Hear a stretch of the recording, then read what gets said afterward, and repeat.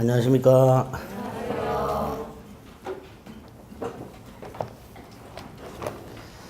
계약의 종류까지 봤죠.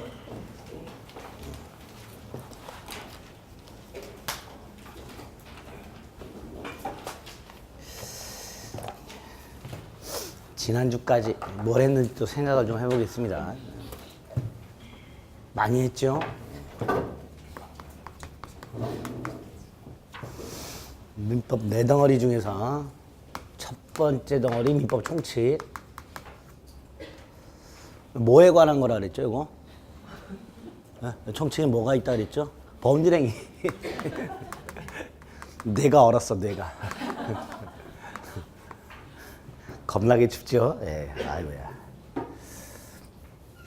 평택은 평지가 많아서 더 추운 것 같아요. 서해안에서 바람이 그냥 중국발 냉풍이 그냥. 법률행위에 관한 거 있어요. 5개 있습니다. 법률의 목적의 확정 가능 적법 사적 타당성. 그 다음에 비정상적 의사 표시 4개. 비리 표시, 허위 표시, 착오 사기 양방. 대리, 삼면관계, 복대리, 무권대리. 법률행위 무효 또는 취소. 법률행위 부관, 조건 또는 기한. 여기 있어요. 두 번째, 이 법률행위는 계약을 말한다 그랬어요. 그냥 계약이라고 생각하면 된다 그랬고요. 이 법률 행위를 통해서 취득할 수 있는 권리 중에 물권이라는 권리가 있다 그랬고요. 이 물권과 관해서 물권 총론과 물권 강론 이렇게 나눠지죠. 두 덩어리. 예. 그 중에 총론이 다시 물권 일반론과 물권 변동론 이렇게 나눠진다 그랬어요. 그래서 물권 일반론에서는 물권의 의미 특징, 물권의 주체, 객체, 객체와 관해서 일물일권주의, 종류와 관해서 물권 법정주의, 물권의 일반적 효력 중에서 우선적 효력과 물권적 청구권. 이게 뭔지 이런 것만 생각하시면 돼요. 그게 뭔지, 뭐가 있었고 그게 뭔지 개념 정도만 자꾸 생각을 해달라 그래서요. 변동론과는 변동의 뜻, 물권의 취득, 변경, 소멸, 그 유형과 모습이 4개. 법률 행위에 의한 부동산 물권 변동과 동산 물권 변동, 법률 규정에 의한 부동산 물권 변동과 동산 물권 변동. 4개가 있었죠. 그리고 그 물권 변동의 원칙이 2개가 있었어요. 공시의 원칙과 공신의 원칙. 거기에다 이제 물권행위, 채권행위 좀 구별하는 게 좀 어려웠었어요. 어려운 건 다 잊어버리면 돼요. 잊어버리시라고 말을 안 해도 잊어버리시죠. 아주 좋아.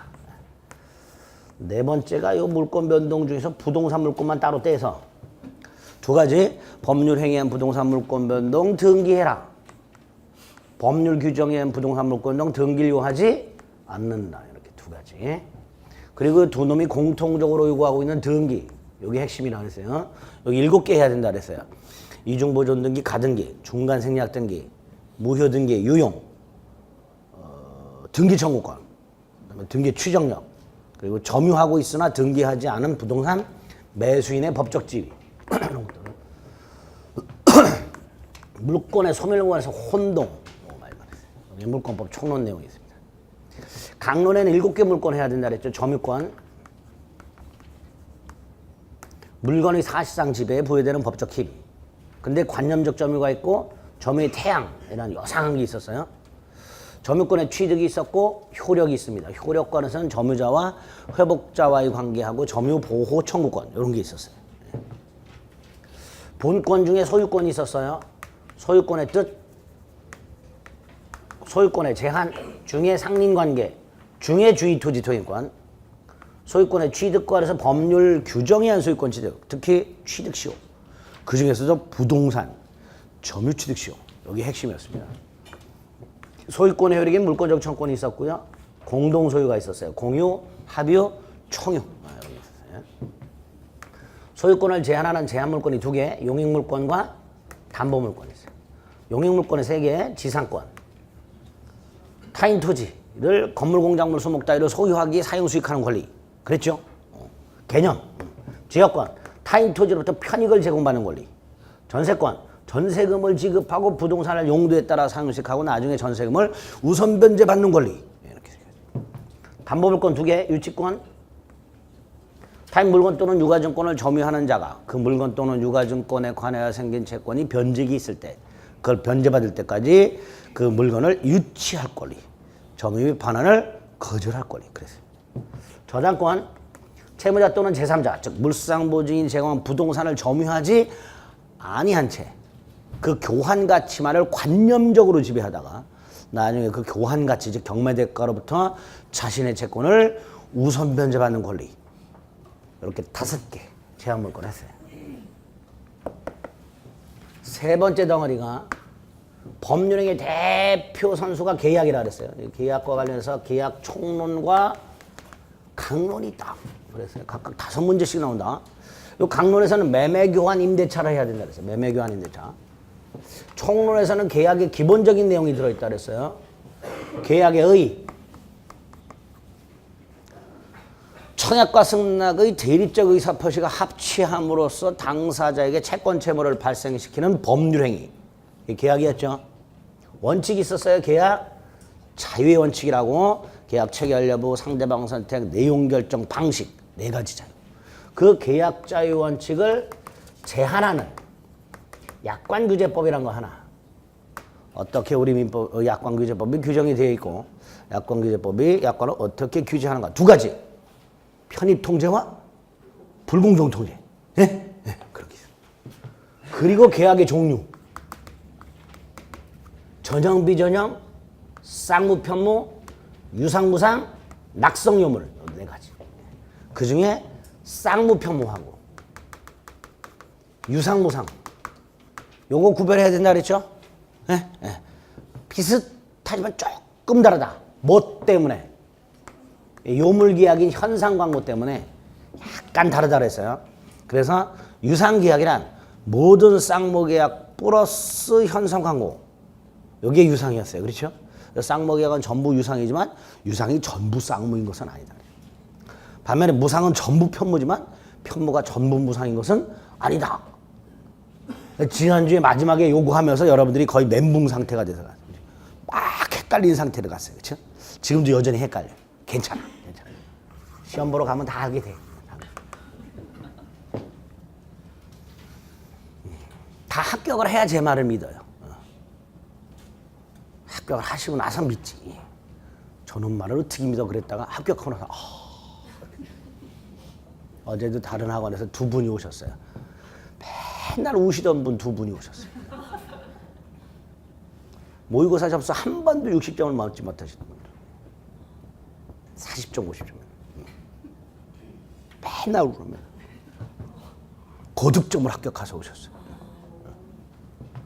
본인은 이렇게 시험 보고 나서는 개론을 더 많이 맞은 줄 알았대. 맞춰보니까 민법이 훨씬 더 많이 맞았대. 그렇게 돼요? 그렇게 되는 거예요.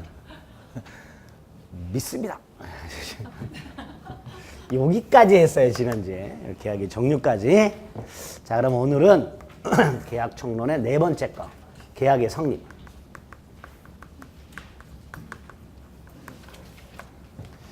여기까지 계약법에서 한 문제가 나온다 그랬습니다. 계약의 의부터 시작해서 종류까지 한 문제 정도 나온다 그랬어요.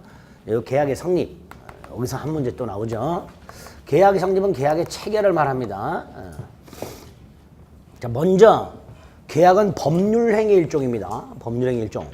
따라서 법률행위의 일반적인 성립 요건, 모든 법률행위에 적용이 되는 법률행위의 일반적 성립 요건을 갖춰야 계약도 성립하게 됩니다. 자, 법률행위 일반적 성립 요건이 뭐가 있었죠? 네? 민법 총칙 첫날 했는데 6주 전에 했죠. 당사자, 목적, 의사표시. 요 3가지가 단독행위가 됐든 계약이 됐든 합동행위가 됐든 어떤 법률행위든 요 3가지는 꼭 갖춰야 성립한다. 모든 법률행위에 공통적으로 요구되는 성립요건. 그거를 법률행위의 일반적 성립요건 그랬고 당사자, 목적, 의사표시가 필요하다 그랬어요. 단독행위든 계약이든 합동행위든 요 3가지는 갖춰야 돼. 계약도 법률이니까 당연히 요 3가지 갖춰야 돼. 계약 당사자, 계약의 목적, 그 목적을 말로 표현해야 돼. 그게 뭐예요? 의사표시. 자, 여기에 이제 계약은 플러스해서 양당사자가 존재해야 돼요. 당연하죠? 계약을 혼자 체결하는 법은 없단 말이지. 양당사자가 존재해야 됩니다. 그다음에 의사표시도 청약의 의사표시하고 승낙의 의사표시가 있어야 돼요. 두 개가 있어야 돼요. 계약은 청약과 승낙의 대립적 의사표시가 합치함으로 성립하는 법률행위라고 했습니다. 따라서 의사표시가 한 개만 있어서는 안 되고 두 개. 그것도 의사표시의 방향이 상대방을 향해 있고 그 목적이 서로 다른 대립적 의사표시. 두 가지가 필요합니다. and 이게 일치해야 돼. 당사자가 일치해야 돼. 당사자가 일치한다는 이런 거예요. 갑이 을에게 청약을 했어요. 그럼 누가 승낙을 해야 돼? 승낙을 하게 된다면 을이 해야죠. 을이. 근데 병이 승낙을 했어. 계약은 성립하지 않습니다. 이게 당연한 거예요. 갑이 을에게 결혼하자고 청혼을 했어. 옆에 있던 병이 수락을 해. 갑과 병이 혼인이 되냐 말이죠. 안 된단 말이야. 이게 당연한 거예요. 당연한 건데 두 번이나 답으로 나왔어요. 박스 쳐놓고 다음 중 계약이 성립하지 않는 경우를 고르면 두 번이나 나왔어요. 네? 고를 수 있어야 돼? 당연히 고르겠죠? 못 골라 시험장에서. 안 보여요. 안 보인다니까. 이게 눈에 안 들어온다니까. 명확하게 머릿속에 넣으셔야 돼. 예. 갑이 을에게 청약을 했을 때 을이 승낙을 해야 계약이 성립하고 병이 승낙하면 계약은 성립하지 않습니다. 아무것도 아닌 것 같은데 두 번이나 답으로 나왔습니다. 이렇게 당사자가 일치하는 걸 객관적 합치, 주관적 합치라고 합니다. 주관적 합치. 요게 있어야 되고요. 두 번째, 청약과 승낙도 그 내용이 일치해야 돼요. 이것도 당연한 거예요. 갑이 물건을 팔면서 1억에 사라 그랬어요. 1억에 사라. 그랬더니 을이 9,999만 9,999원에 사겠다 그랬어. 딱 1원 차이가 나. 그래도 계약은 성립하지 않습니다. 판례가 이렇게 말을 합니다. 그 불일치하는 내용이 아무리 근소하더라도 계약은 성립하지 않는다. 이렇게 얘기합니다. 그러니까 이것도 정확하게 일치해야 돼요. 이거를 객관적 합치를 합니다. 이렇게 계약이 성립하려면 양당사자의 존재, 목적의 존재, 의사표시의 존재, 그리고 당사자 일치, 청약과 승낙의 의사표시, 내용의 일치. 요게 있어야 계약이 성립한다. 당연한 건데 말을 이렇게 하는 거예요. 우리 다 알아요. 계약이 이렇게 상식적으로 이렇게 일치해야 계약이 성립한다는 건 다 아는데 그거를 민법에서 멋있게 이렇게 말하는 거예요. 멋있죠? 당사자 일치보다는 주관적 합치가 훨씬 멋있죠? 청약과 승낙의 내용의 합치보다는 객관적 합치란 말이 훨씬 멋있어. 이렇게 폼나게 쓰는 거예요. 폼나게. 주관적 합치, 객관적 합치. 당연히 이게 불합치하면 계약은 성립한다, 안 한다? 안 하죠. 따라서 계약은 무효다, 취소다. 무효도 아니고 취소도 아니다 말이지. 그런 거 착각하시면 안 됩니다. 이게 불합치하면 계약은 불성립하는 거지 불성립 부존재하는 거예요. 무효 취소라고 하면 큰일 나죠. 무효다 취소는 계약이라는 법률행위가 성립이 되었다는 전제에서 효력 요건을 못 갖췄을 때 무효 또는 취소입니다. 따라서 당사자가 불합치하거나 청약과 승낙의 내용이 불합치한 경우 그 계약은 무효다. X. 무효가 아니라 불성립 또는 부존재. 이렇게 됩니다. 이때 이 불합치를 양당사자가 알고 있는 경우가 있어요. 알고. 요거를 의식적 불합치. 아, 멋있죠? 당사자가 알고 있다라고 말하는 것보다는 의식적 불합치. 오, 훨씬 멋있어. 그렇죠? 모르고 있는 거. 당사자가 몰라 이거보다는 무의식적 불합치. 훨씬 멋있어. 이렇게 말을 해요. 의식적 불합치, 무의식적 불합치. 양당사자가 서로 불합치한다는 걸 알고 있는 경우와 모르고 있는 대부분은 알아요. 1억에 사라 9천에 사겠다. 불합치하죠? 알아. 모르는 경우도 있어요. 미국 사람과 홍콩 사람이 호주에서 물건을 매매하면서 가격을 100달러 그랬어요. 달러는 100을 달라는 게 아니야. 달러를 말합니다. 달러. 달러로 쓸까요? 100달러. 이렇게. 100달러가 더 낫다. 100달러 그러면 진짜 100을 달라. 뭐 이런 의미로. 이때 미국 사람은 미국 달러라고 생각하고 있었고요. 홍콩 사람은 홍콩 달러라고 생각하고 있었어요. 근데 어디서 계약을 했어? 호주에서. 계약은 호주 달러로 체결됩니다. 근데 각과 어른, 이 미국 사람과 홍콩 사람은 알아요? 몰라요? 몰라요. 미국 사람은 미국 달러로 계약이 체결됐다라고 생각하고 있는 거고, 홍콩 사람은 홍콩 달러로 계약이 체결됐다라고 생각을 하고 있는 경우. 그런데 공교롭게도 장소가 호주여서 호주 달러로 계약이 체결돼요. 그 장소. 그러니까 두 사람이 불합치하고 있다는 걸 모르는 이런 경우에 해당이 되는 거예요. 당연히 계약은 성립하지 않게 됩니다. 옛날에 자주 나왔던 예예요. 이거는. 요새는 안 나오지. 정리합니다.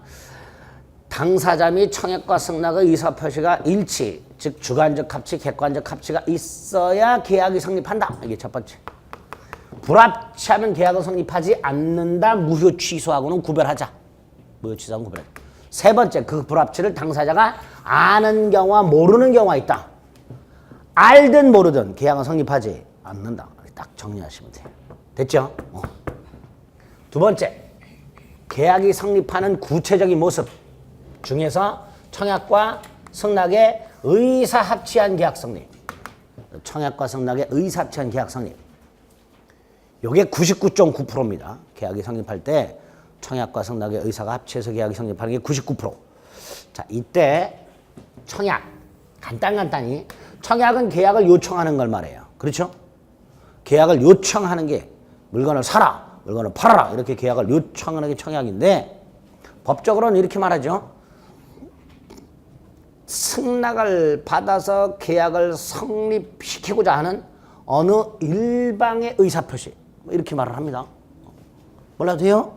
계약을 요청하는 거 그러면 돼요. 그리고 의사표시니까 그 성질은 법률 사실입니다. 법률 행위가 아니라 청약이라는 놈은 계약이라는 법률 행위 속의 필수 구성 요소인 의사표시라는 법률 사실 이렇게 됩니다. 청약자가 있을 거예요. 특정인. 누군가가 청약을 합니다. 특정인 누군가가 청약을 해요. 자, 중요한 게 상대방이에요. 누구에게 청약을 하는가? 이건 다 몰라도 돼요. 이건 다 몰라도 돼요. 누구에게 청약을 할까요? 특정인을 콕 찍어서 하겠지요. 아까 어디 갔어? 갑이 을을 콕 찍어서 결혼하자 이렇게 콕 찍어서 청약을 하는 게 보통이라면 이걸 특정인이라 합니다. 그런데 자동 판매기 설치도 청약이에요. 자동 판매기 설치도 청약의 일종인데 자동 판매기 설치가 무슨 청약이에요? 자동 판매기 안에 있는 음료수를 사 잡숴봐 뭐 이런 청약이에요. 청약이죠? 그걸 보고 동전을 넣어서 버튼을 누르는 게 뭐야? 이게 승낙이에요. 그러니까 자동 판매기 설치도 청약인데 이 자동 판매기에다가 누구만 뽑아 먹어 이렇게 특정인을 콕 찍어놨어요? 안 찍어놨어. 지나가는 아무나 생각나면 뽑아 드시오 뭐 이러니. 그러니까 청약이란 건 이렇게 특정인을 콕 찍어서 청약을 하는 경우도 있지만 자동 판매기 설치처럼 불특정 다수인을 상대로 청약을 하는 경우도 있다. 그래서 청약의 상대방은 특정인 또는 불특정 다수인 이렇게 됩니다. 이렇게 됩니다. 꼭 기억하셔야 돼요. 다섯 번째, 청약은요. 좀 전에 제가 뭐라 그랬어요? 청약이 있고 그와 일치하는 승낙이 있으면 어떻게 되냐고요? 계약이 성립. 그런데 뭐 청약서라고 된 편지 하나 딱 받았어요. 겉봉에 청약서 딱 이렇게 돼 있어.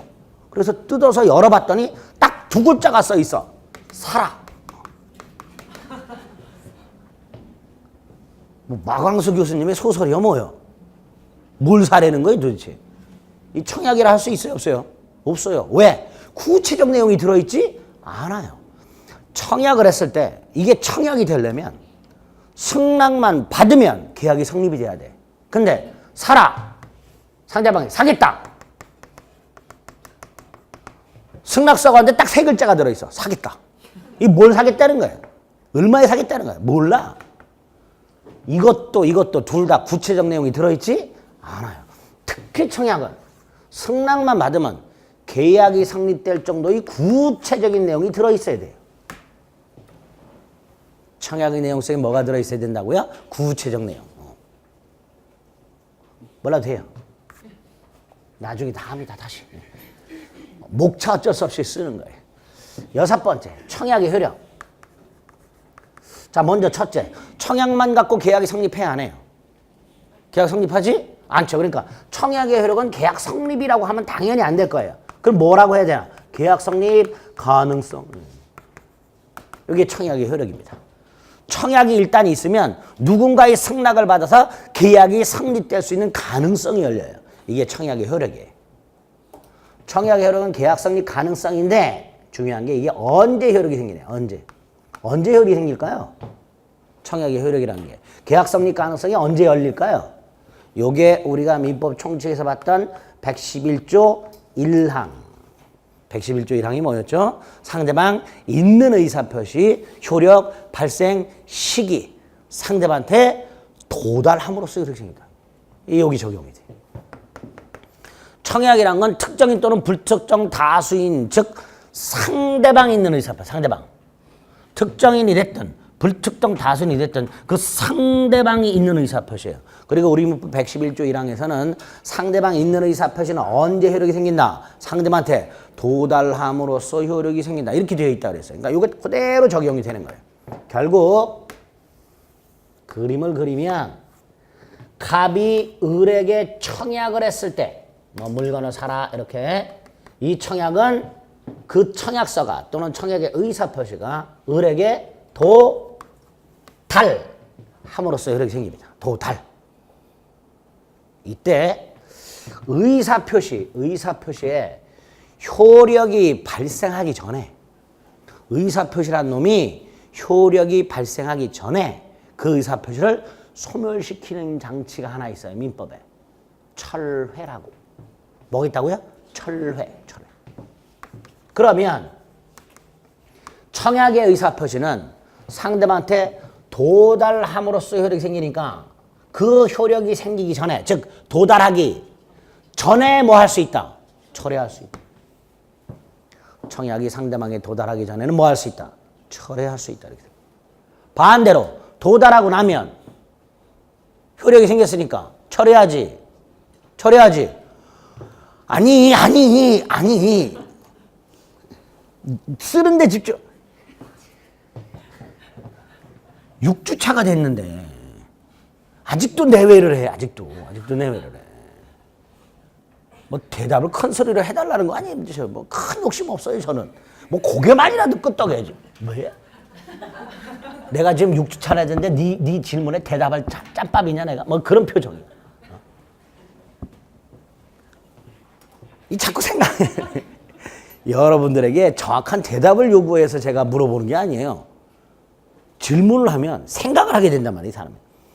여러분들의 뇌는 엄청 쪼그라들어 있어요.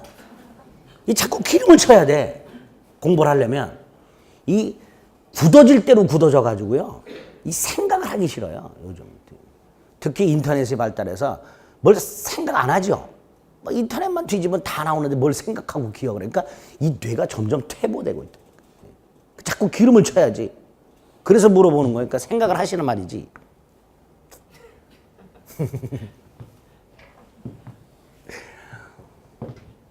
도달하면 효력이 생기니까 도달 전에는 철회할 수 있다. 도달 후에는 철회할 수 없다. 요거를 우리 민법이 527조에서 청약의 구속력이라고 해요. 뭐라 한다고요?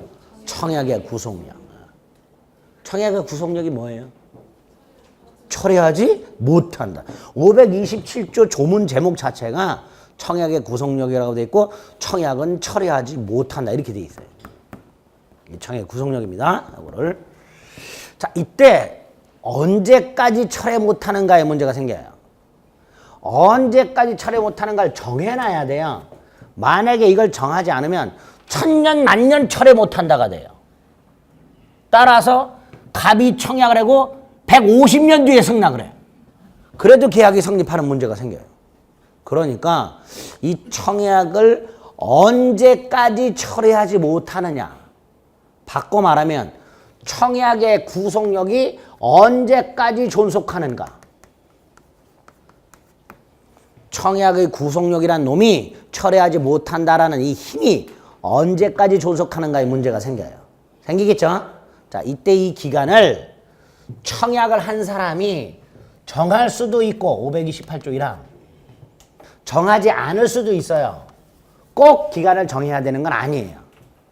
갑이 을에게 1월 10일 날 청약을 했고 이 청약서가 1월 10일 날 을에게 도달을 했는데 청약서를 봤더니 1월 20일까지 답을 달라 이렇게 돼 있어요. 그럼 기간이 1월 20일까지 되는 거예요.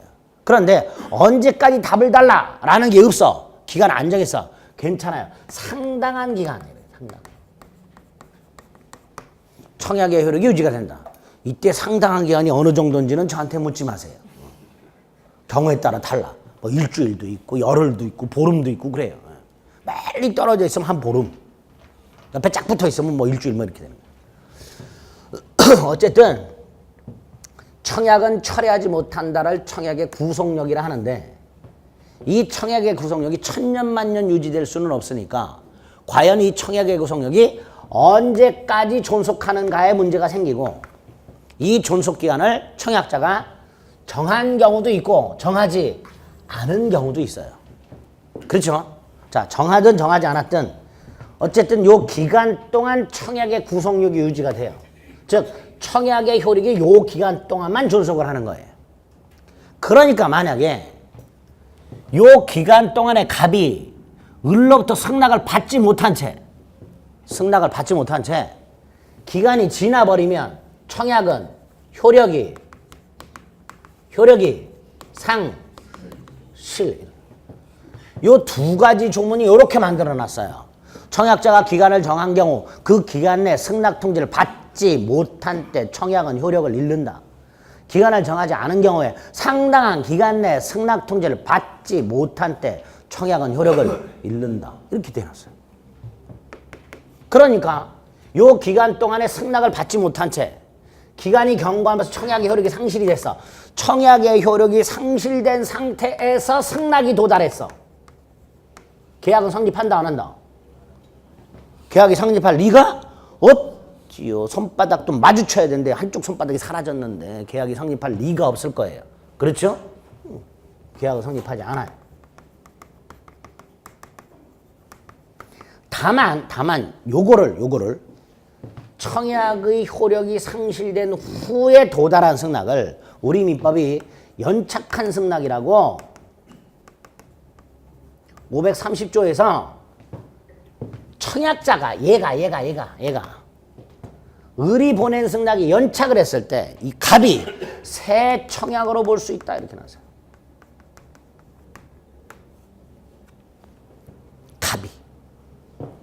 갑의 청약은 이미 효력이 상실됐는데 을의 승낙이 나중에 도달했어요. 이거를 갑이 새 청약으로 볼 수 있다. 그래서 만약에 을이 보낸 연착한 승낙을 갑이 새 청약으로 보고 갑이 승낙을 하면 계약이 성립할 수도 있다. 여기에 지문이 이렇게 나온 적이 있어요. 기간이 지나서 도달한 승낙이 있는 경우에는 계약이 성립할 여지가 없다. X. 여지는 있다. 이렇게 연착한 승낙은 청약자가 새 청약으로 볼 수 있다. 이렇게 되어 있습니다. 그래서 청약과 관련해서는 오늘 입문 과정에서 요거 하고요. 요거하고 두 가지만 좀 생각을 해주시면 돼요. 청약의 상대방하고 청약의 구속력의 개념과 그 구속력의 존속기간과 관련된 우리 민법 어떻게 되어 있는지 요것만 생각을 좀 해주시면 됩니다. 두 번째 승낙. 승낙도 청약의 내용과 일치하는 의사를 표시함으로써 계약을 성립하고자 하는 타방 당사자의 의사표시. 그게 승낙이 될 거예요. 그렇죠? 계약 요청을 수락하는 의사표시가 승낙이 될 겁니다. 성질도 청약과 마찬가지로 법률 사실이고요. 승낙자는 청약을 수령한 사람이에요. 나중에 다 합니다. 이런 것들은. 청약을 수령한 사람. 자, 요게 또 중요하죠. 승낙의 상대방. 즉 승낙을 하고자 할 때 누구한테 승낙을 해야 될까? 누구한테 해야 돼요? 청약자한테. 특정한 청약자한테. 불특정 다수인에게 승낙할 수 있다 없다? 없다. 없다. 승낙은 반드시 특정한 청약자한테 해야 돼요. 그래서 두 개를 꼭 구별하셔야 돼요. 청약은 특정인한테 할 수도 있고 불특정 다수인한테도 할 수 있습니다. 그러나 승낙은 반드시 누구한테 해야 된다? 특정한 청약자에게 해야 한다. 시험 질문에 맨날 청약 및 승낙은 특정인 또는 불특정 다수인에게 할 수 있다. 이렇게 나와요. OX, X. 청약은 불특정 다수인에게 할 수 있으나 승낙은 반드시 특정한 청약자에게 해야 돼. 당연히 내용은 승낙과 일치해야, 청약과 일치해야 돼요. 이건 나중에 봐요. 이것도 싹 나중에 보고 두 가지 청약의 상대방과 승낙의 상대방만 좀 구별하고 내용도 일치해야 된다. 나중에 보고. 요건 마지막 6번째. 승낙의 효력. 청약은 계약 성립 가능성이라 그랬죠. 승낙은 계약 성립.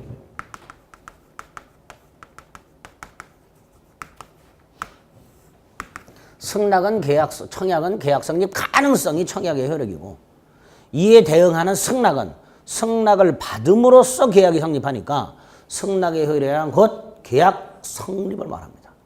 따라서 승낙의 효력이 언제 발생하는가는 곧 계약이 언제 성립하는가의 문제예요. 승낙의 효력이 언제 발생하는가 이퀄 계약이 언제 성립하는가. 두 번째, 승낙도 상대방이 있는 의사표시죠. 언제 효력이 발생해요? 상대방한테 도달할 때. 그 상대방이 누구야? 특정한 청약자. 그래서 승낙의 효력이 언제 발생하는가? 승낙이 누구에게? 청약자에게. 언제? 도달한 때. 단, 이 청약의 효력이 상실된 다음에 도달하면 돼요? 안 돼요? 안 되니까 앞에 뭐가 하나 전제가 붙어야 돼요. 뭐? 기간 내. 무슨 기간? 청약의 구속력이 존속하는 동안. 기간 내에 승낙이 청약자한테 도달한 때 계약이 성립을 해요. 그러니까 이 청약의 구속력의 존속기간은 어떤 의미도 가져요? 승낙, 기간. 승낙기간의 의미도 갖게 돼요. 조금 어렵게 말하면 기간 내에 청약자에게 도달한 승낙만 계약을 성립시킬 수 있게 됩니다. 같은 말이죠. 이거를 승낙 적격 이렇게 불러요. 으아, 말이 더럽게 어려워. 뭐야 이게 도대체. 돌아버리겠어.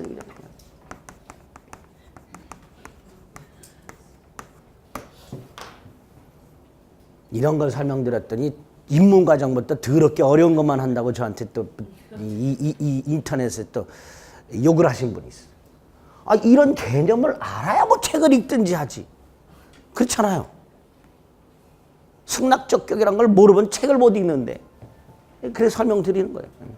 그런데 한 번 들어갖고는 안 와닿아요. 자꾸 생각하고 해야 돼. 자, 다시 정리.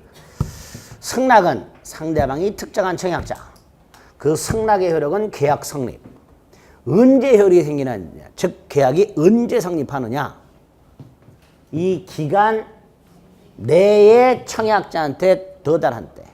그래서 이 기간은 청약의 구속력의 존속기간이면서 승낙 기간이고 엔드.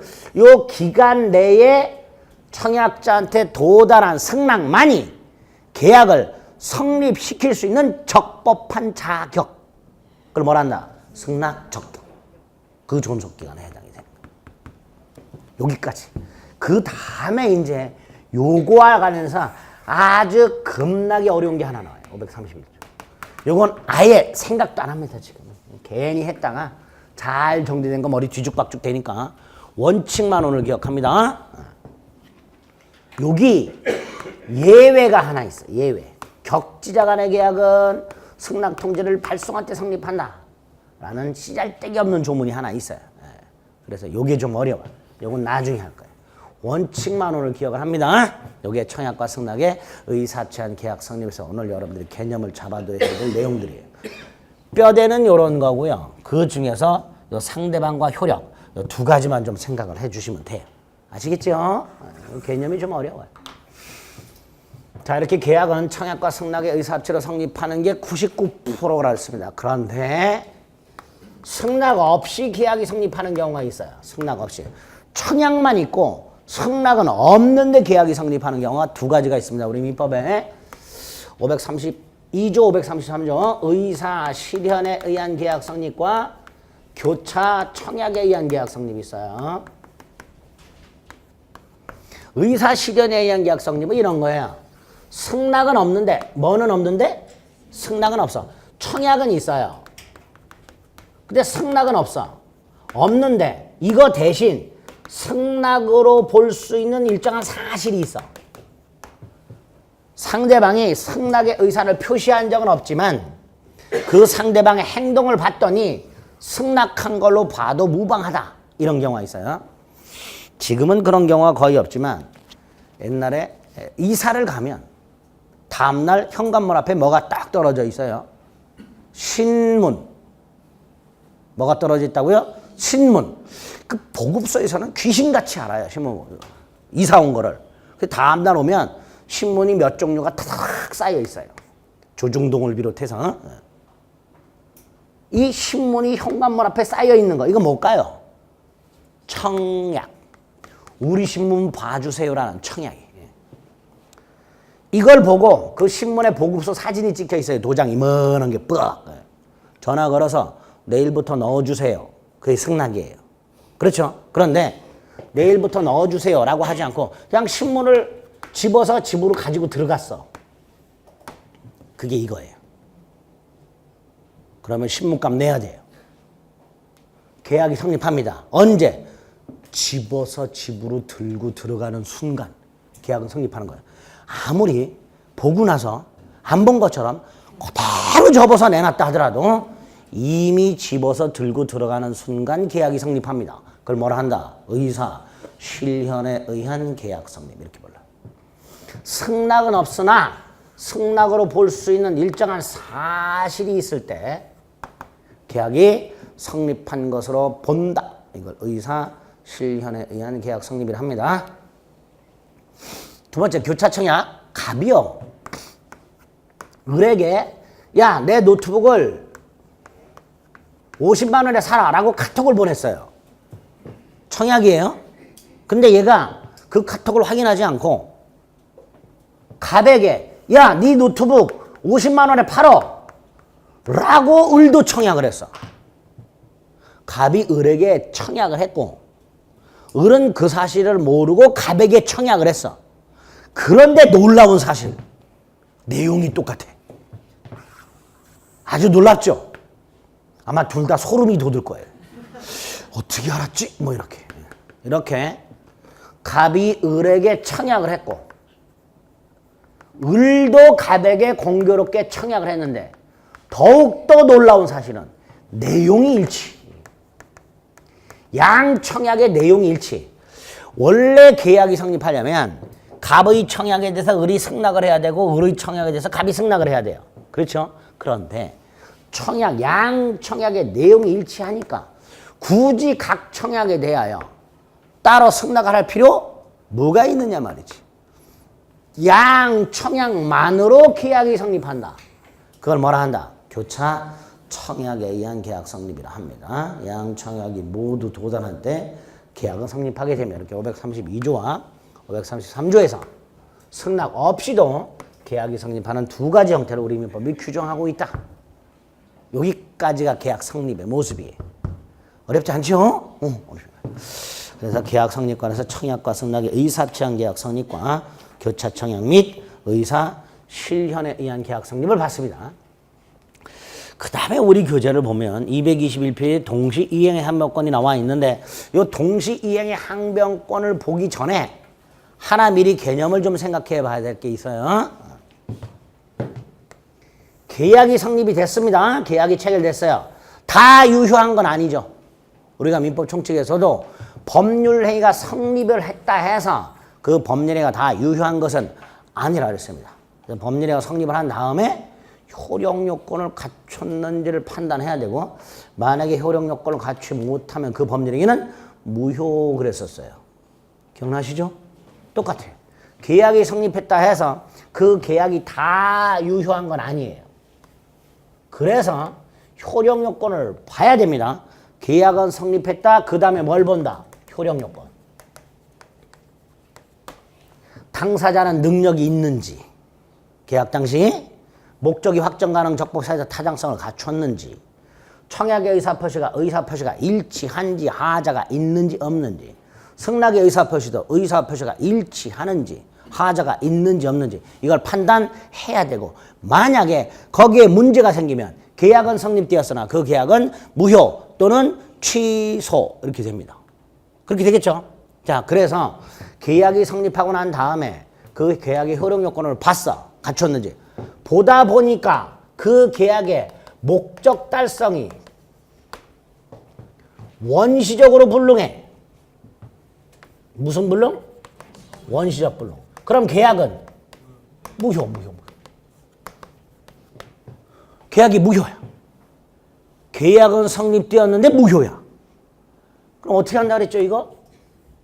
이행하기 전이면 이행할 필요가 없고 이행 후라면 이행을 하면 부당이득 반환의 문제가 생긴다. 요렇게 했었어요. 그렇죠? 요렇게 했었어. 민법 총칙에서. 그런데 계약법에서는 여기서 조금 더 나가야 돼. 갑과 을이 1월 10일 날 갑이 갖고 있던 주택을 매매했어. 그런데 이 주택이 1월 9일 날 지진으로 멸실됐어. 그러면 갑과 을 사이에 1월 10일 날 주택 매매 계약이 성립은 하였으나 그 계약의 목적 달성이 원시적으로 불능. 1월 9일 날 지진으로 멸실됐기 때문에 1월 10일 날 계약 체결 당시 이미 갑이 을에게 주택 소유권을 넘겨주는 것은 불가능합니다. 이렇게 행위 당시, 계약 당시 불가능한 걸 뭐라 한다? 원시적 불능. 따라서 갑과 을 사이의 계약은 일단 무효가 되고 매매 계약은 무효가 되고 아직 아무것도 주고받기 전이라면 할 필요가 없지만 을이 계약금이라도 준 게 있다. 그러면 돌려줘야 한다. 이렇게 처리해요. 그런데 여기서 플러스 해서 갑의 입장에서는 자기 소유 주택이 멸실이 됐죠. 그렇죠? 자기 소유 주택이 멸실이 됐어요. 이때 갑은 자기 소유 주택이 멸실됐다는 사실을 알았거나 알 수 있었을 경우가 있더란 말이지. 물론 전혀 모르는 경우도 있을 수 있어요. 갑이 서울에 살고 있고 이 주택은 포항에 있어. 전날 지진 났어. 아직 갑이 연락을 못 받았어. 그래서 갑은 포항에 있는 자기 주택이 지진으로 멸실됐다는 사실을 모르고 을과 계약을 할 수도 있고 멸실됐는데 전화가 왔어. 포항 사는 친척이. 야, 네 집 다 무너져 내렸다. 그럼 갑은 자기 주택이 지진으로 멸실됐다는 걸 분명히 알아. 두 번째, 얘 1월 10일 날 와서 전날 이미 무너져 내린 주택을 사겠다고 계약을 했어요. 이놈. 알고 있을까 모르고 있을까요? 주택이 멸실됐다는 걸. 모르고 있겠죠. 아는 경우도 있겠지. 아는데 와서 사겠다 했어요. 이런 놈을 뭐라 그래요? 또라이. 또라이라 그래. 아니, 지가 사고자 하는 주택이 전날 멸실됐다는 걸 알면 오지 말았어야지. 꾸역꾸역 와서 사겠다고 계약을 하고 계약금까지 준 놈. 이 또라이. 그런 놈은 생각할 게 없고 또라이는. 얘 전혀 모르니까 와서 계약을 했을 거란 말이죠. 요런 경우. 계약은 성립이 되었으나 그 계약의 목적 달성이 원시적으로 불능해서 무효인데 이미 계약은 체결됐어요. 근데 원시적 불능이야. 그 원시적 불능 사실을 어느 한쪽은 알았거나 알 수 있었고 상대방은 전혀 모르고 있더라. 당연히 갑은 을에게 주택이 멸실됐으니까 오지 말아라고 했었어야 돼요. 그렇죠? 그런데 갑은 그걸 감추고 굳이 을을 불러서 계약을 하고 계약금을 받았어요. 요놈 전문 용어로 뭐라고 불러요? 사기꾼 이렇게 부르겠죠. 이 이상한 놈이에요. 그러니까 우리 민법은 안 되겠다. 너 손해를 배상해라.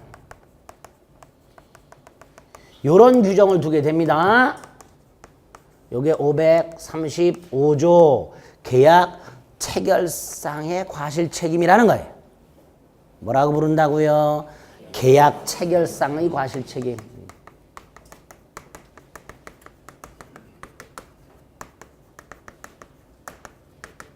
원래 계약 체결상의 과실 책임은 이론적으로 이게 아니에요. 원래 계약 체결상의 과실 책임은 굉장히 어려운 개념이에요. 고맙게도 그 원래의 개념은 우리 시험에 없고요. 민법 535조만 물어봅니다. 그래서 혹시라도 교과서에 계약 체결상의 과실 책임이라는 게 이론적으로 설명이 되어 있는 책들이 있어요. 쳐다도 보지 마세요. 괜히 봤다가 머리 깨집니다. 이거 아직도 학자들이 논문을 쓰고 있는 부분이에요. 이거. 아직도 개념이 정확하게 정리가 안 된 부분입니다. 이거. 그러니까 괜히 그런 거 써 있는 책 보고서 머리 지진나지 말고 법적인 민법적 개념만 기억하자고요. 민법에서 말하는 계약 체결상의 과실 책임이란 정리합니다. 계약은 성립이 되었으나 목적 달성이 원시적 불능에서 무효인 경우에 그 사실을 알았거나 알 수 있었을 자가 선의 무과실의 상대방에게 발생한 손해를 배상할 책임을 뭐라 한다? 계약 체결상의 과실 책임이라 한다. 의 하나. 그 다음에 이런 계약 체결상의 과실 책임이 성립하기 위한 요건, 계약 체결상의 과실 책임이 성립했을 때 효과, 기본적인 목차가 요 세 가지예요. 계약법에 있는 각종 제도들, 계약 체결상의 과실 책임이라든가 동시 이행의 항변권이라든가 위험부담이라든가 제3자를 위한 계약 같은 이런 계약 총론에 있는 기본적인 제도들의 목차가 의, 요건, 효과입니다. 그런데 그 의 속에 요건이 다 들어있어. 지금 의를 말씀드렸어요. 뭐라고? 계약은 성립되었으나 목적 달성이 원시적으로 불능해서 그 계약이 무효인 경우에 그 사실을 알았거나 알 수 있었을 자가 선의 무과실의 상대방에게 발생한 손해를 배상할 책임을 말한다. 이게 계약체결상의 과실의 뜻이었어요. 그렇죠? 요건 의를 쪼개면 돼요. 첫째, 계약은 성립되었으나 목적 달성이 원시적 불능으로 무효일 것. 첫 번째 요건. 두 번째, 어느 일방은 그 사실 알았거나 알 수 있었을 것. 세 번째, 상대방은 선의 무과실일 것, 전혀 모르고 있을 것. 마지막으로 상대방에게 손해가 발생하였을 것. 네 가지 요건. 의를 쪼개면 요건이 나옵니다. 특히 요 세 번째 요건. 상대방은 선의 앤드 무과실. 자기가 사고자 하는 주택이 전날 멸실됐다는 사실을 전혀 모르고 있을 것. 이걸 고급스럽게 뭘 한다? 선의 무과실. 이거 맨날 이렇게 나옵니다.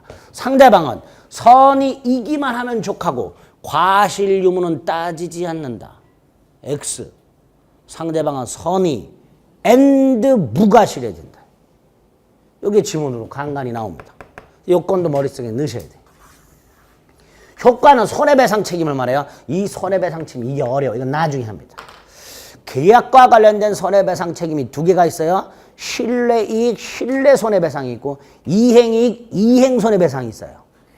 말만 들어도 머리가 아프죠? 머리 안 아프신 분? 안 합니다. 그래서 이거 나중에 합니다. 그래서 나중에 계약과 관련된 손해배상이 두 개, 그걸 구별할 수 있어야 돼요. 예? 구별해야 돼요. 나중에. 지금 안 합니다. 오늘은 그냥 손해배상 책임이 발생 이렇게만 기억하시면 돼요. 효과는 뭐라고요? 손해배상 책임의 발생. 이렇게. 요게 계약 체결상의 과실책임이라는 놈입니다. 됐죠? 계약 성립관에서 요거 한 놈 기억해 주시면 돼요. 자, 계약이 성립이 됐습니다. 그러면 효력이 생겨요. 효력 요건을 갖추면 계약의 효력은 계약 당사자에게 채권, 채무가 발생하는 게 계약의 효력인데 이 채권, 채무가 양 당사자에게 발생하는 계약이 있었어요. 그걸 뭐라 했죠? 쌍무. 요 쌍무 계약에만 적용이 되는 공통적인 효력 두 가지가 나옵니다. 모든 계약에 공통적으로 적용되는 게 아니라 쌍무 계약에만 적용되는 쌍무 계약의 효력 둘이 나와요. 동시 이행의 항변권하고 위헌 부담이라는 거 하고요. 자, 왜 이 두 가지가 문제가 되는가? 간단히 생각을 해보면 또 답이 나와요.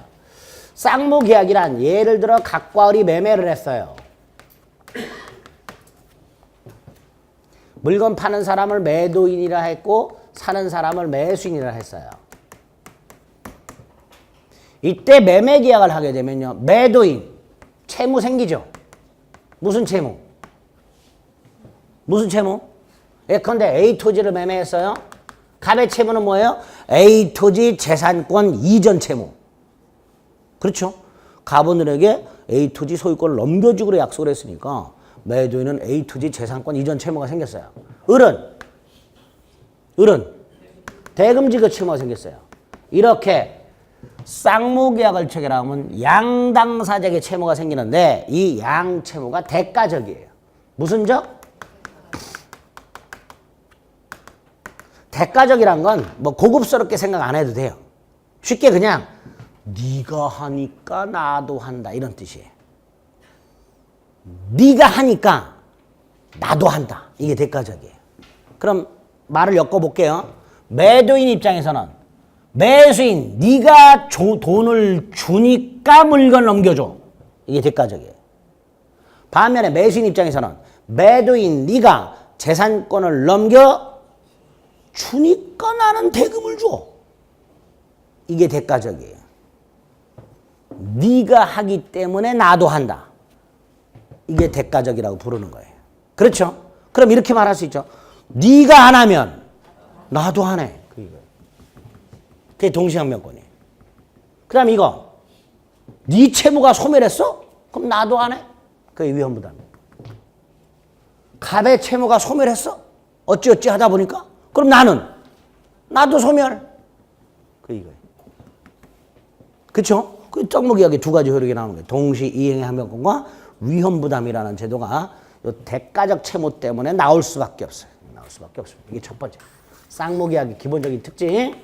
양 채무가 서로 뭐다? 대가적이다. 네가 하기 때문에 나도 하는 관계를 대가적이라 한다. 그래서 네가 안 하면 네가 할 때까지 나도 못해. 라는 거 하나 하고 네 채무가 소멸했어? 그럼 나도 소멸해야지. 이런 관계가 성립하게 됩니다. 그게 각각 동시 이행의 항변권과 위헌 부담이라는 제도예요. 어때요? 동시 항변권과 위헌 부담도 각각 의, 요건, 효과. 요놈도 의, 요건, 효과. 요 세 덩어리를 오늘 간단히 보셔야 돼. 개념 잡기 위해서. 조금 쉬었다 보겠습니다. 오늘은.